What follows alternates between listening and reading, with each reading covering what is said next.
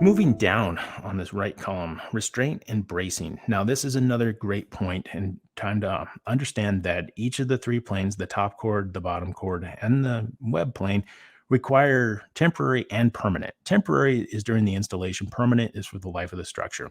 So, this is listing the permanent bracing and restraint. So, the top chord is expecting it to be sheathed. So, when you put this truss in, you're getting ready to wrap up the system, you're tying it all together, you're applying the roof sheathing. That's what it's anticipating. It also specifies that you can use purlins at a minimum of 6 foot on center. Now, that might not be applicable to whatever material you're putting over those purlins. You might go more often than that, and that's perfectly fine.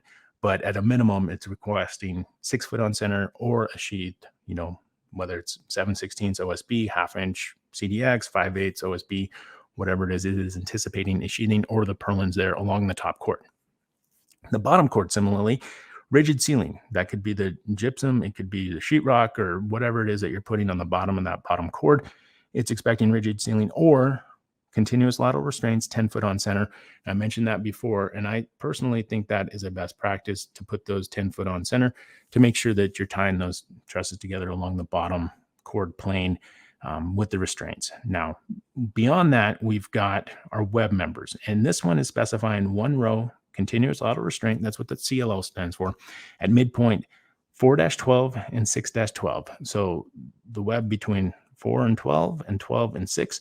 We've depicted it here with that blue box, which is representative of a 2x4 cross section with the hatch through it there.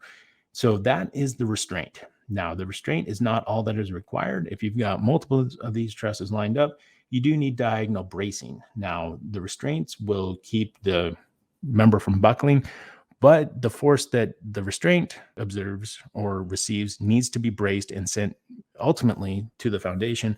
But the bracing in the diagonals, which is all laid out very well in BCSI, the Building Component Safety Information Booklet from SBCA, that is how you can understand exactly how to properly brace those restraints.